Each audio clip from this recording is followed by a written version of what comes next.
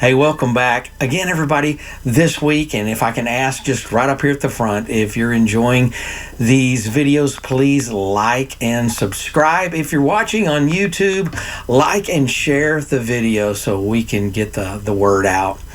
We started last week talking about lies that we tell ourselves. And sometimes we tell ourselves that we can handle disappointment.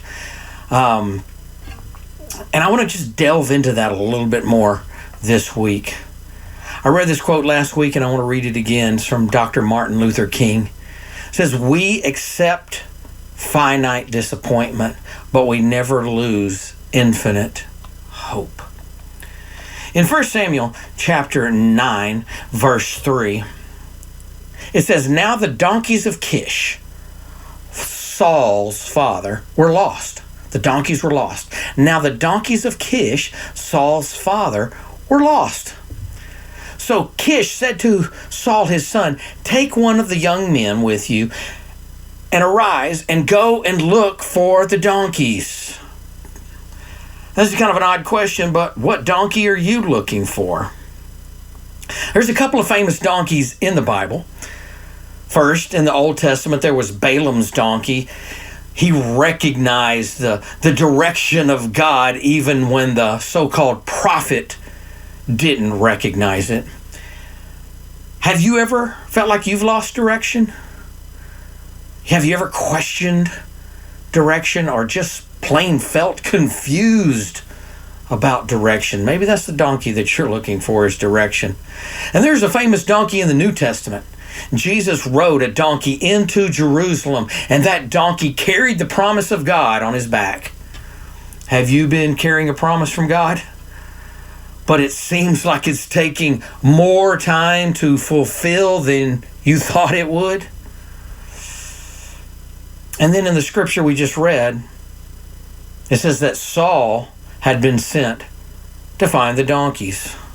The name Saul means desired or asked for. Have you ever been desiring and asking for direction or for the fulfillment of God's promise in your life, but it seems like the donkey is lost? What donkey are you searching for? It's in moments like this, when it seems like the donkey's gone, that disappointment tries to raise its head. In verse 4 there in 1 Samuel 9, it says, "And he passed through the hill country of Ephraim, and he passed through the land of Shalshisham, but he did not find them. And they passed through the land of Shalim, but they were not there." Still looking for those donkeys. "And they passed through the land of Benjamin, but they did not find them." Where's my donkey? Saul's asking, where's my donkey? Sometimes we ask, where's my direction?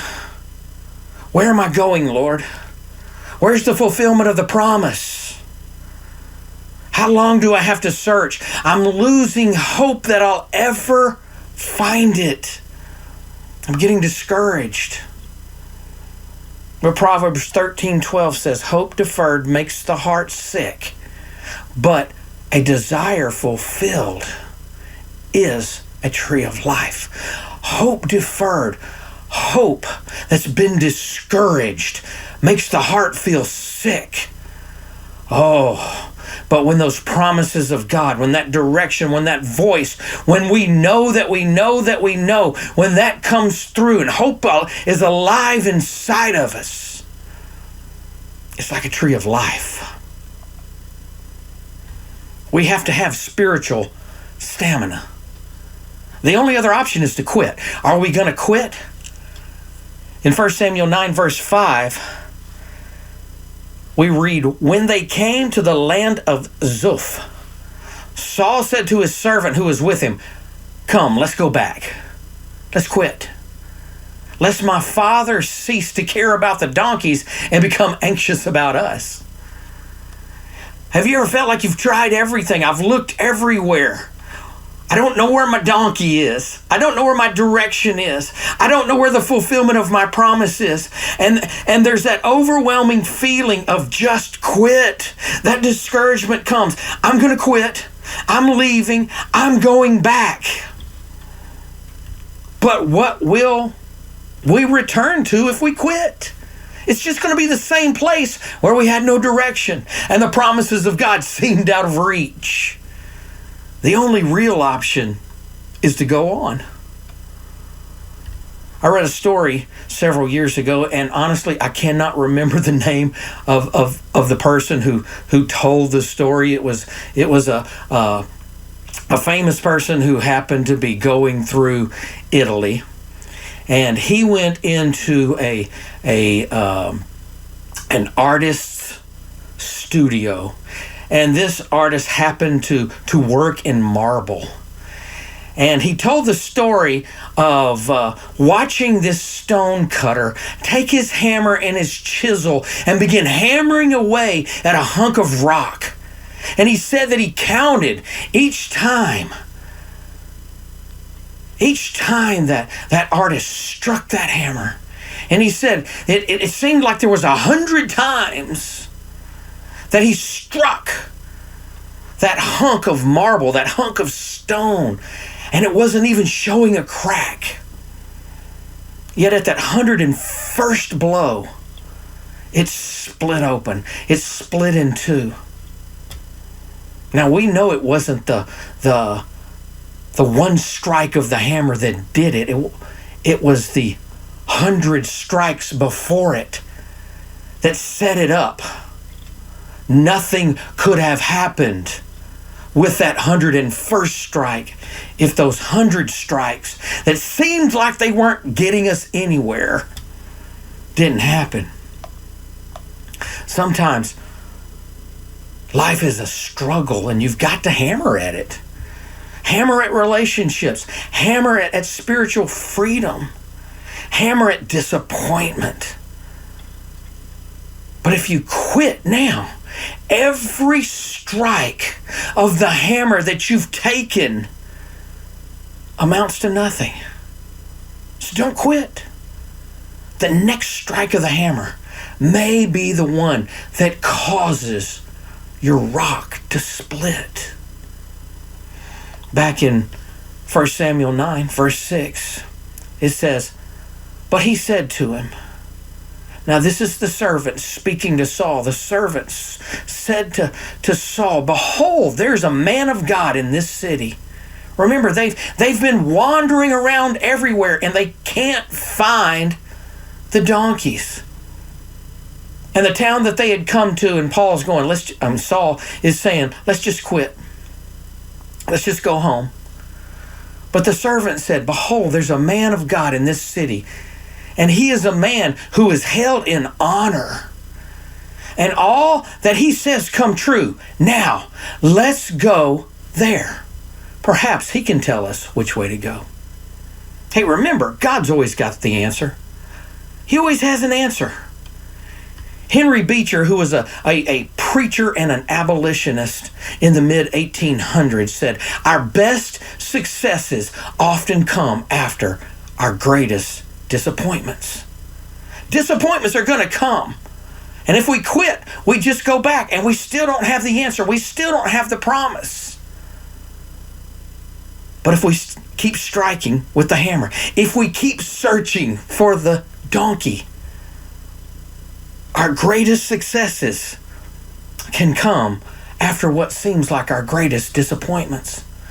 Philippians 1:6 says, "For I am sure of this, that he who began the good work in you will bring it to completion at the day of Jesus Christ."